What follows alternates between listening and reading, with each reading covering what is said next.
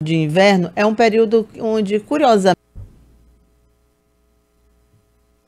Muito bem, já estou aqui com o Elton Pereira, psicólogo clínico, especialista em terapia cognitivo-comportamental. Oi, Elton, bom dia para você. Oi, Cíntia, bom dia para você que acompanha o programa. E dessa vez demorou a chegar aos 15 dias. Pois é, demorou mesmo, também acho. Vamos fazer uma petição para isso acabar, esses 15 Verdade. dias. Olha, o Elton escolheu um tema aqui que é bem interessante, é o seguinte: saúde mental, né? Quando acabou o reality show BBB, muita gente comentava sobre isso, né? E durante também, né? Durante o programa também, eu acho que até foi tema aqui também. Alguns participantes demonstravam um certo desequilíbrio durante a permanência na casa do Big Brother. E é bom para a gente aproveitar e pensar sobre saúde mental. Não é isso? Fazer uma reflexão. Cíntia, é isso mesmo. E é uma espécie de espelho, né? Acho que nem passava assim pela minha cabeça dizer, como que a gente vai aproveitar esse programa, que de certa forma já se encaminha aí para sua... Enfim, teve a 24ª edição, né? E aí as pessoas ainda acompanham muito, tem muita audiência. Eu acho que com também essa última edição, a ajuda das redes sociais, eu acho que mesmo quem não quis acompanhar, de certa forma foi meio que obrigado, né? Alguma hora a gente recebia ali alguma informação pelas redes sociais. E já que a gente está com esse propósito de aproveitar isso de forma positiva, né? Trazer algum conteúdo que possa nos ajudar a aprender ou então a cuidar melhor da nossa saúde mental, que a gente se volte para as questões que foi visualizada. É uma espécie de espelho ali. O comportamento daqueles participantes, eles refletem muito o que a gente tem falado aqui ao longo dos nossos encontros. As pesquisas, o quanto a saúde mental dos brasileiros tem piorado, né? E aí teve alguns participantes, alguns casos que se destacaram mais, e aí é justamente o que a gente queria abordar, né? Alguns sintomas e alguns diagnósticos também que com certeza alguém pode lidar com essa situação ou pode conviver com alguém que passa por coisas parecidas. Tem até um videozinho que uma das principais participantes, né, a Vanessa Lopes, que ela é influenciadora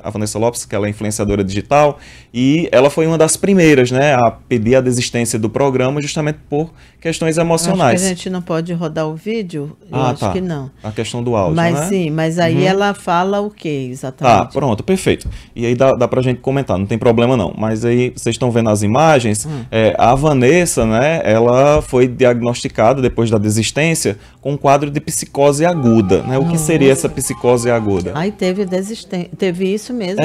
Teve a questão da desistência porque quem acompanhou e quem viu, na maioria das vezes, os cortes, né, nas redes sociais, você vai perceber que ela começou a descontextualizar, a criar um mundo paralelo, né? Uma realidade paralela. E ali foi nas primeiras semanas, né? Que triste, né? Ela desistiu em torno de 12 dias do programa, ela já pediu ali para sair porque realmente ela não aguentou ficar naquele ambiente ali de restrição.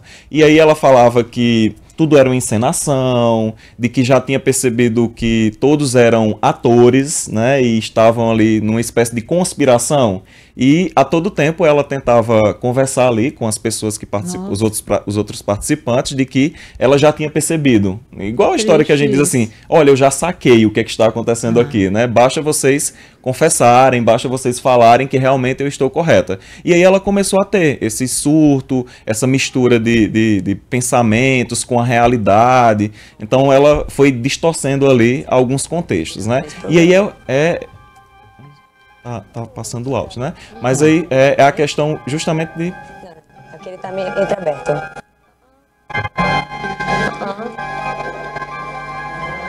A gente pode, né, a gente pode continuar, né? Pilharam a gente, depois que a briga ainda deu uma acalmada. Aí ela vai justamente contextualizando nessa realidade paralela que ela criou e ela vai dando as justificativas. Porque eu já li um livro, eu já percebi que eu sou a protagonista.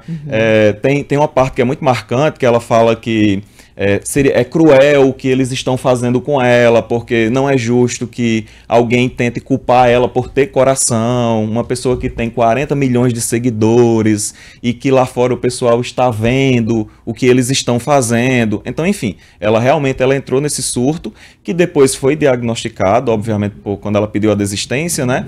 Foi diagnosticado por profissionais da área de saúde, tanto psiquiatra como psicólogo, como um quadro de psicose aguda. E olha a questão mais interessante para a gente meio que tomar cuidado com tudo isso. Qualquer pessoa, Cíntia, pode ter esse quadro, né? E aí você poderia perguntar, tá, Elton, mas aí me explica.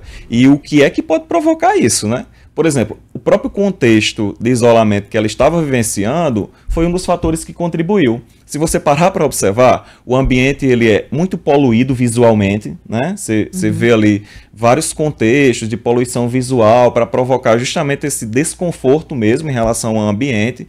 Você está convivendo ali. É difícil até para a pessoa relaxar em algum momento, se né? tranquilizar, né? Porque você vê que é uma poluição visual muito grande. Às vezes você olhava ali para aquela sala onde ele se reunia e você não conseguia focar ou então prestar atenção numa única coisa, porque é muita informação ali ao mesmo tempo, né? A nível de ambiente. Você estava sendo obrigado a conviver com pessoas das quais, por mais que você não gostasse, você teria que conviver com aquelas pessoas, né? Uma espécie ali de obrigação, estava forçado. E também, no caso específico da Vanessa, ela já tinha histórico e tinha também a pressão em relação a como que eu estou sendo vista lá fora, né? O que é que as pessoas elas estão achando, será que estão gostando? Aí vem a questão do cancelamento, né? Será que eu estou sendo cancelada? E tinha esse item, né, principal de que a Vanessa, ela já nasceu dentro desse contexto das redes sociais. Então ela estava muito acostumada à questão do controle, a usar os filtros, as edições que ela fazia para postar um vídeo, e aí de repente tudo isso foi tirado. Aí foi aí onde realmente ela entrou nessa questão do surto, né, pelo contexto que ela vivenciava ali, teve que ter no caso dela, mesmo sendo diagnosticado como agudo, o termo agudo a gente usa porque ela migrou muito rápido. Igual, imagina que a gente está aqui conversando, né, tendo um momento dentro de um padrão de normalidade, e aí de repente você começa a falar coisas que não condiz com a realidade, né, e aí você percebe que, nossa, a pessoa ela não está bem, ela está falando coisas que se distancia do propósito, do que realmente ela veio aqui para fazer. Então, por isso que o quadro é considerado como agudo, a transição muito rápida, mas o ponto mais saudável de toda a situação é que ela conseguiu tomar a decisão. Ninguém orientou ela para desistir, inclusive era o contrário, né? Os colegas ali queriam que ela permanecesse. É curioso porque é como se é uma situação quase de metalinguagem, porque ela está dentro de um reality show. Sim. E ela estando dentro do reality, ela acha que aquele reality é uma simulação. Sim. Então, parece aquele filme, o Show do Truman, né? Que o cara vive a vida toda no mundo que foi criado para ele. E ele não sabe, o mundo dentro é na verdade um reality show. Então quem está assistindo está vendo como ele está vivendo lá dentro. Sim. Só que ele não sabe, diferente dos participantes de um reality show que sabem. Mas né? ele não sabe. É um filme bem interessante e mostra.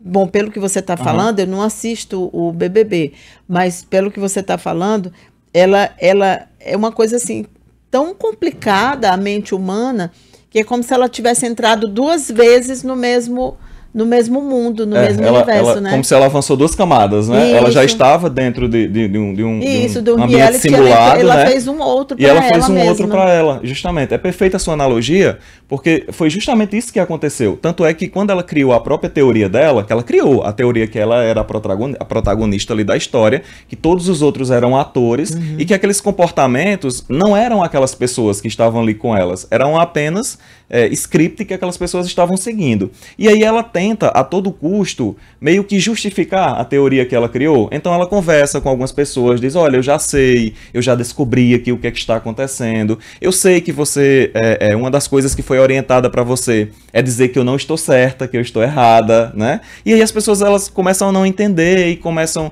inclusive na época, eu lembro que nas redes sociais surgiu muito uma questão que, quando é o caso da psicose, né? Imagina você que está acompanhando a gente, de repente, ou vivencia ou já vivenciou essa situação. Lá na rede social, as pessoas incentivavam se fosse eu lá na casa, eu tinha alimentado isso, tinha dado mais material para que ela achasse ainda sim, mais, crueldade, né, de que era realmente uma simulação. Só que a situação era tão pesada, era tão estranha para os outros participantes, que eles meio que entraram num processo de empatia para tentar ajudar ela, para dizer, Vanessa, não por exemplo, o fato de eu ser, tinha atriz também lá, né? O fato de eu ser atriz é a minha profissão, não significa dizer que aqui eu estou trabalhando, que aqui eu estou cumprindo com algum papel, o que quer que seja. Então, que bom que os participantes foram por outro caminho, porque essa questão dentro do quadro da psicose, se você alimentar, imagina que a Cíntia chega aqui e começa a falar de um mundo paralelo, de coisas que eu sei que não existe, e aí eu digo, sim, Cíntia, muito bem, é isso mesmo. Ah, tá, já tinha percebido isso também. E eu começo a alimentar aquele contexto ali que você está criando, que é um mundo paralelo, isso só vai piorar ainda mais a situação. O que a gente tem que fazer é um acolhimento, né, naquele primeiro momento, porque o quadro, ele se instala do nada mesmo, é de uma hora para outra. Então a gente faz um acolhimento, a gente não alimenta a situação e nem tampouco bate de frente com a pessoa, diz, não, calma, você tá louca, isso não existe. Nem a gente bate de frente e nem a gente dá mais material para a pessoa continuar. Então, isso é importante você falar. Vamos trazer agora para a nossa realidade. Sim. Se você está diante de uma pessoa que você percebe que ela começa a falar coisas sem nexo, e que você desconfia que talvez isso possa ser um quadro, um surto, não sei como chama. Não tem como não desconfiar, porque é muito desconectado. Igual a situação dela, né? Era muito desconectada ela achar que todo mundo ali estava... qual é a orientação no caso? Aí é o ponto que eu falei, é acolhimento. Você nem bate de frente com a pessoa, no sentido de tentar convencer ela de que aquela realidade não existe, porque lembra que é o mundo da pessoa. Seria o mesmo de, num funcionamento normal, eu tentar te convencer que essas coisas aqui não existem.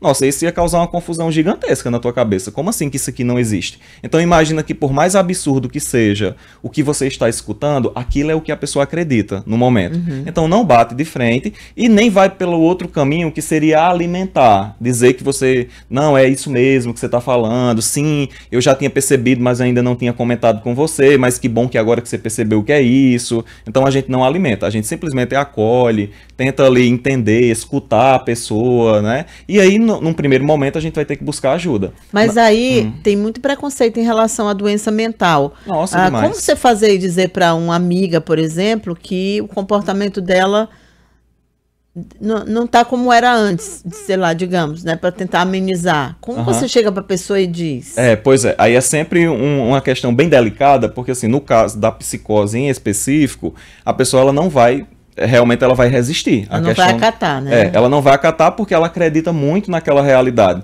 Mas quando você entra com essa parte do acolhimento, até a pessoa meio que se acalmar um pouco, porque é um quadro que tem uma certa intensidade, mas aquilo ali vai cair. A pessoa ela não vai permanecer naquele estado por muito tempo, né? Então aquilo tem uma intensidade, tende a cair, voltar para um estado de normalidade. Aí é nesse momento da normalidade que a gente se aproxima, nunca com a ideia do, olha, você está mal e você precisa de ajuda, eu que estou vendo a realidade da forma correta e eu vou meio que tomar aqui a decisão por você. Sempre tem que ser uma questão de parceria, em conjunto, dizer assim, Cíntia, o que você acha da gente buscar uma ajuda profissional, por exemplo, né? Um psiquiatra, um psicólogo, para entender essa situação que você está colocando aqui. Que às vezes a gente pode até se colocar também como sendo a nossa dificuldade, de dizer assim, Cíntia, para mim, tá muito difícil entender essas questões que você está vivenciando. O que você acha da gente procurar um profissional?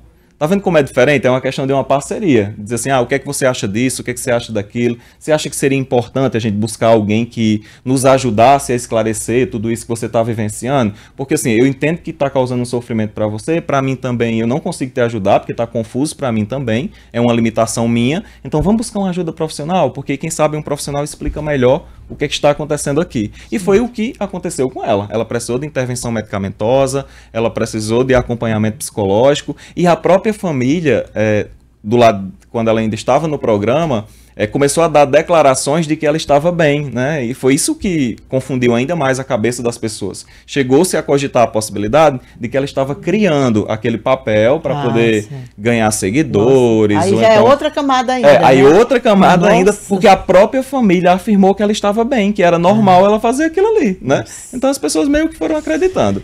E quando eu falo, Cíntia, que é um espelho da nossa realidade, não só o caso da Vanessa, o da Vanessa ficou mais evidente, né? Pela questão da desistência, do surto psicótico que ela teve lá. Teve a questão da Yasmin também, a modelo, né? Ela já sofria antes da casa em relação à compulsão alimentar, e lá essa compulsão ela voltou, ela atacou por conta, obviamente, da pressão, do ambiente e tudo, e ela sofreu muito com os comentários, né, que as pessoas faziam.